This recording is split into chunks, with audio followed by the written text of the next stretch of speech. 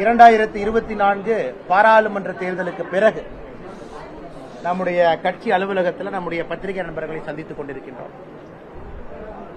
அருமை சகோதர சகோதரிகளே, பாரதிய ஜனதா கட்சி தேசிய அளவில் நம்முடைய தேசிய ஜனநாயக கூட்டணி ஒரு பெரிய சரித்திரத்தை படைத்து பண்டிட் ஜவஹர்லால் நேரு அவர்களுக்கு பிறகு மூன்றாவது முறையாக தொடர்ந்து பதவியேற்கக்கூடிய ஒரு அற்புதமான விஷயத்தை நம்முடைய பாரத பிரதமர் நரேந்திர மோடி அவர்கள் செய்து காட்டியிருக்கின்றார். அது மட்டும் இல்லாம உங்களுக்கு தெரியும், தொடர்ந்து 10 ஆண்டு காலம் ஆட்சியில் இருந்து உலக அரசியல் வரலாற்றில் மூன்றாவது முறையாக ஆட்சி கட்டலில் தொடர்ந்து அமர்வது ஒரு கடினமான ஒரு செயல். அதை இன்னைக்கு நம்முடைய தேசிய ஜனநாயக கூட்டணி அதை முறியடித்து தொடர்ந்து மூன்றாவது முறையாக நம்முடைய தேசிய ஜனநாயக கூட்டணி ஆட்சி கட்டலிலே அமர இருக்கிறது. ஆனா யாரும் கைத்தட்டாதீங்கன்னா பிரஸ் மீட், யாரும் கைத்தட்டாதீங்க.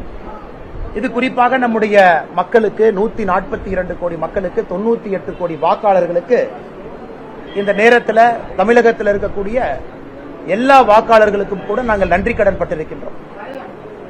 முழுவதுமாக இந்தியாவை பொறுத்தவரை பாரதிய ஜனதா கட்சி நமக்கென்று ஒரு இலக்கை வைத்து வேலை செய்தோம். இந்த இலக்கு அடைய வேண்டும், அதுவும் மூன்றாவது முறை கடினமாக இருந்தாலும் கூட அந்த இலக்கை அடைந்து ஆட்சிக்கு வர வேண்டும் என்கின்ற இலக்கை வைத்து வேலை செய்தோம். ஒரு மாநிலத்திற்குமே ஒரு தனிப்பட்ட முறையில் ஒரு இலக்கு. நிறைய மாநிலங்கள் தங்களுடைய இலக்கு பூர்த்தியாக அதை செய்து காட்டியிருக்கின்றார்கள். சில மாநிலங்கள்ல எதிர்பார்த்த அளவுக்கு நமக்கு அங்கே சீட்டு கிடைக்கல. ஆனா ஒட்டுமொத்தமாக நீங்க பார்த்தீங்கன்னா ஒரு மிகப்பெரிய ஒரு வெற்றியை மூன்றாவது முறையாக பெற்று ஆட்சி கட்டலுக்கு வந்திருக்கின்றோம் என்பது எங்களுக்கு ஒரு பெரிய சந்தோஷமே. நேற்று நம்முடைய பிரதம மந்திரி பாரத பிரதமர் திரு நரேந்திர மோடி அவர்கள் பேசும் பொழுது நம்முடைய கட்சி அலுவலகத்தில் ஒரு விஷயத்தை சொன்னாங்க. நீங்கள் எந்த அளவுக்கு நாட்டு மக்கள் உழைக்கின்றீர்களோ அதை விட அதிகமாக நான் உழைக்கப் போகின்றேன்.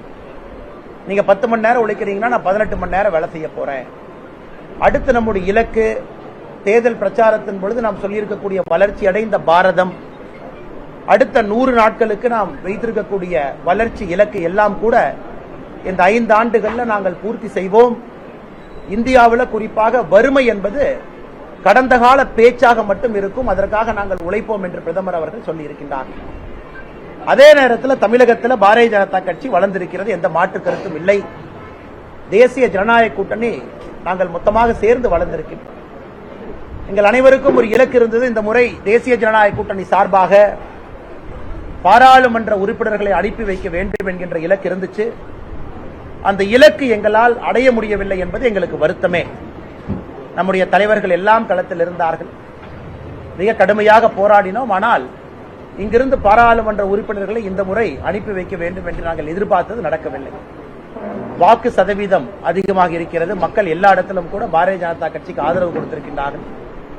நிச்சயமாக இதை ஒரு படிப்பனையாக எடுத்துக்கொண்டு அடுத்து நடக்க இருக்கக்கூடிய தேர்தலில் நிச்சயமாக பாரதிய ஜனதா கட்சி தேசிய ஜனநாயக கூட்டணி இங்கிருந்து எங்களுடைய வெற்றி வேட்பாளராக மாற்றி பாராளுமன்றத்திற்கு அனுப்புவோம் என்கின்ற உறுதி நாங்கள் எடுத்திருக்கின்றோம். இன்னும் கடினமாக உழைப்போம். ஏதாவது இடத்துல தவறு நடந்திருந்தால் அதை அடுத்த ஒரு வாரத்தில் பரிசீலனை செய்வோம். அதை இன்னும் எப்படி சிறப்பாக செய்திருக்க முடியும் என்று யோசனை செய்து, அதே நேரத்தில் மக்கள் கொடுத்திருக்கக்கூடிய தீர்ப்பை தமிழகத்தில் தேசிய ஜனநாயக கூட்டணி பாரதிய ஜனதா கட்சி நாங்கள் தலைவணங்கி ஏற்றுக்கொள்கின்றோம். மக்கள் எப்பொழுதும் யோசித்து ஒரு தீர்ப்பை கொடுப்பாங்க.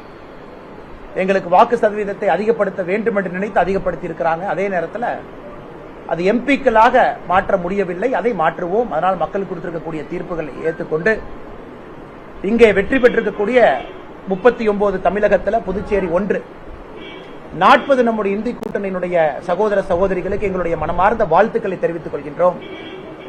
அவர்களுக்கு மத்திய அரசு அடுத்த 5 ஆண்டு காலம் மோடி அவர்களுடைய அரசு அவர்களோடு இணைந்து தமிழகத்திலே பணியாற்றுவதற்கு ஒரு கட்சியாக நாங்கள் முழு ஒத்துழைப்பும் அரவணைப்பும் அவர்களுக்கு கொடுப்போம். காரணம், மோடி ஐயாவுடைய நலத்திட்ட பணிகள் தமிழகம் முழுவதும் வந்து சேர வேண்டும் என்பது எங்களுடைய ஆசை. அதனால் மற்றும் ஒரு முறை தமிழகத்தில் திராவிட முன்னேற்ற கழகம் தலைமையிலான இந்தி கூட்டணிக்கு எங்களுடைய நல்வாழ்த்துக்களை தெரிவித்துக் கொள்கின்றோம். காரணம், 2வது முறையாக தொடர்ந்து ஒரு பெரிய ஒரு வெற்றியை தமிழகத்தில் பெற்றிருக்கின்றார்கள். அதே நேரத்தில் வெற்றி பெற்றிருக்கக்கூடிய எம்பிக்களும் கூட மக்கள் பணி செய்வதற்கு ஒரு கட்சியாக, அதுவும் நம்முடைய கட்சி அங்கே ஆட்சியில் இருக்கிறனால என்ன ஒத்துழைப்பு நல்க முடியுமோ எங்களுடைய இலக்கு பாரத பிரதமருடைய நலத்திட்டங்கள் கீழே வர வேண்டும் என்பது இலக்கு. அதற்காக எங்களுடைய முழு ஒத்துழைப்பு இருக்கும் என்பதையும் இந்த நேரத்தில் நாங்கள் தெரிவித்துக் கொள்கின்றோம். அதை தாண்டி நம்முடைய தேசிய ஜனநாயக கூட்டணி சார்பாக போட்டியிட்ட எல்லா வேட்பாளர்களுக்கும் இந்த நேரத்தில் எங்களுடைய மனமார்ந்த நல்வாழ்த்துக்களை தெரிவித்துக் கொள்கின்றோம். கடுமையாக உழைத்திருக்கின்றார்கள், இன்னும் கடுமையாக உழைப்பார்கள். சில இடத்துல குறைந்த வாக்குகள் வித்தியாசத்தில் வெற்றி வாய்ப்பை இழந்திருக்கின்றோம். சில இடத்துல இன்னும் அதிகமாக உழைக்க வேண்டும் என்று மக்கள் எங்களுக்கு அன்போடு சொல்லியிருக்கின்றார்கள். அதனால் அதிகமாக உழைப்போம். இந்த முறை எப்போதும் இல்லாத அளவுக்கு தாமரை 23 தொகுதியிலே தாமரை சின்னம் பதிந்திருக்கிறது. இதுவரை எத்தனையோ இடத்துல வாங்காத வாக்குகளை முதலாக வாங்கியிருக்கின்றோம். ஆனாலும் தீர்ப்பை தலைவணங்கி ஏற்றுக்கொண்டு இன்னும் கடுமையாக உழைக்க வேண்டும் என்று மக்கள் சொல்லியிருக்கின்றார்கள். கடுமையாக உழைப்போம்.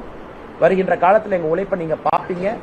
அதனால் நிச்சயமாக அது நடக்கும். வருகின்ற காலம் இன்னும் நல்ல ஒரு காலமாக இருக்கும்.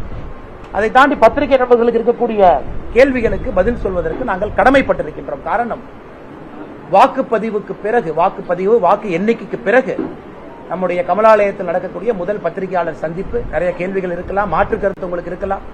அதனால் நீங்கள் எந்த கேள்விகள் கேட்டாலும் கூட பதில் சொல்வதற்கு நாங்கள் கடமைப்பட்டிருக்கின்றோம், தயாராக இருக்கிறோம். பாதகம் செய்பவரை கண்டால் நாம் பயங்கொள்ளலாகாது பாப்பா, மோதி மிதித்து விடு பாப்பா, அவர் முகத்தில் உமிழ்ந்து விடு பாப்பா. அண்மை செய்திகளை உடனுக்குடன் தெரிந்து கொள்ள இணைந்திருங்கள் இயம்நாடு தொலைக்காட்சியுடன்.